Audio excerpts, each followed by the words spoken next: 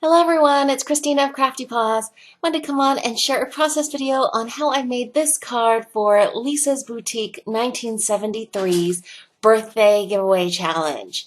I wanted to make something that was fun and whimsical and had a reference to bulldogs because Lisa has two.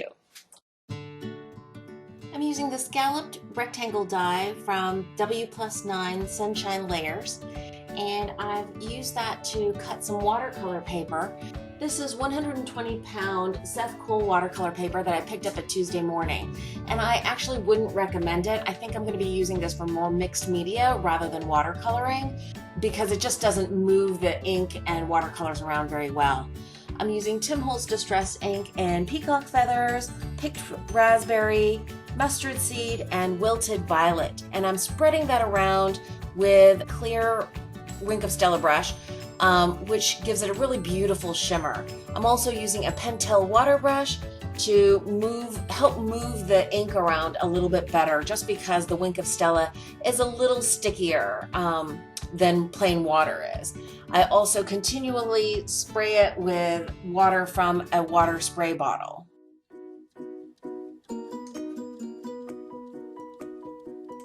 I wanted a really vibrant background, so I am repeating each of these colors kind of sprinkled throughout this front panel, and I am blending it out as best I can, but I really wanted to try to keep the intensity, the vibrancy of these beautiful inks.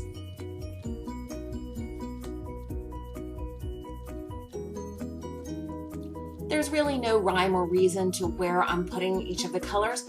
I'm just trying to make sure that I don't get a muddy look, so I'm putting kind of the purples and reds together and the blues and yellows together, and actually I end up even mixing the peacock feathers and mustard seed on my craft mat so that I make a kind of summer green, and I really like how all of these colors work together to create a almost floral feeling in the background here.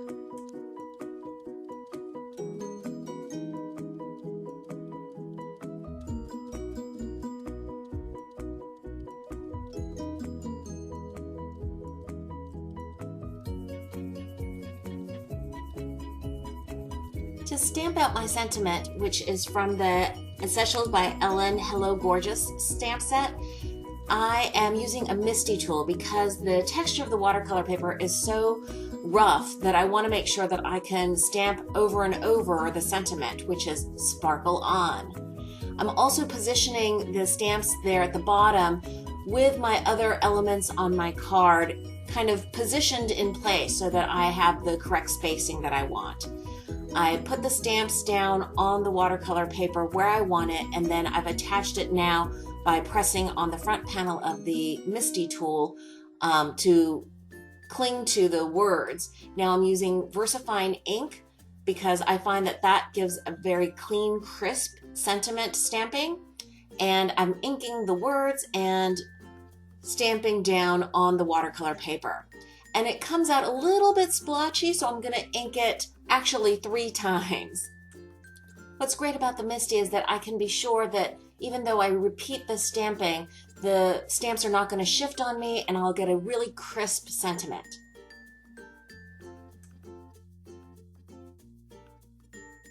For the inside of the card, I'm using a stamp from the TPC Studio Cupcakes stamp set. It says, "It's Your Day," and I've already actually removed the foam underlayer of the Misty because this is a red rubber foam mounted stamp, so it's a little bit thicker than the clear acrylic or polymer, photopolymer stamps.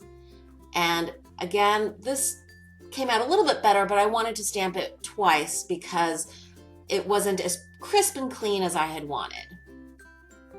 To add a little more interest to the inside of the card, I'm using a few of the little gem stamps from that Essentials by Ellen stamp set, Hello Gorgeous, and I'm just using a Fiskars acrylic block to stamp this out because I figured I didn't need to put this all in the Misty and all of that, just to stamp out a few of these small little images.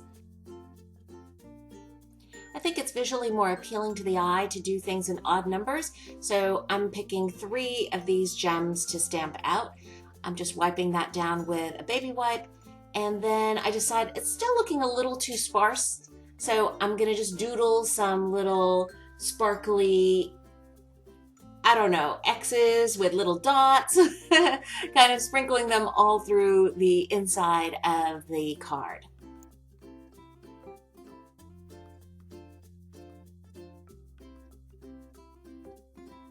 And then for good measure, I add some little dots here and there as well.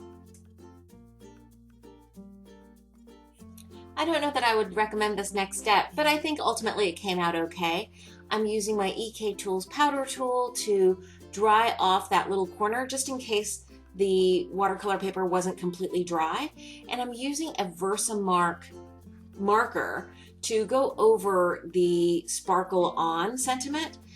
Now you'll see me wiping off the brush tip there because it's actually lifting up some of the VersaFine ink and it's bleeding just a tiny bit, and I think that might have to do with the fact that this is watercolor paper that is super absorbent, which is also why it wasn't blending the ink very well.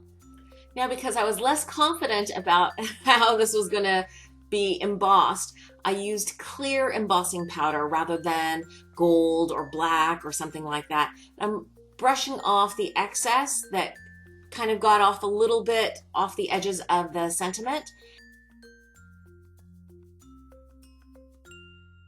Now I've collected all of the excess embossing powder in a coffee filter, which is great because it doesn't stick to that. And now I'm using my heat tool and heat embossing the sentiment. I never tire of the magic of heat embossing. It's so cool. I've put double-sided foam adhesive on the back of this card front, and I'm going to be attaching that to this pink cardstock card base. For the focal point, I'm using a Winnie & Walter True Multifaceted Heart Cutaway die cut out of gold foil paper. It's a really delicate, fine die, so I've actually left some of the facets in intentionally to give this die cut a little more visual weight. To add some fun and whimsy, I'm adding this super cute little puppy from the Paper Smooches stamp set called Comforting Hugs, and I've colored up this puppy like it was a bulldog or cartoony version of a bulldog because Lisa's dogs are bulldogs. And I'm using double-sided foam adhesive to pop him up so that he adds a little more interest and is actually the main, focal point of the card.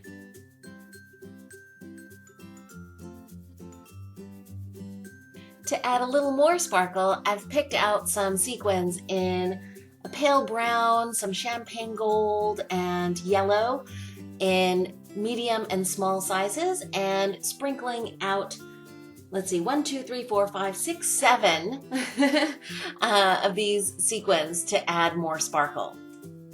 When I finished with all of that on the outside, the inside started to look a little too plain, so I decided to take some of those leftover facets from the die cut and glued some of those on inside the card, and I really like the kind of visual movement and added interest that adds to the inside of the card. I hope you enjoyed this process video, and if you did, please give it a thumbs up. I hope you're having a wonderful crafty day. Thanks so much for watching. Bye.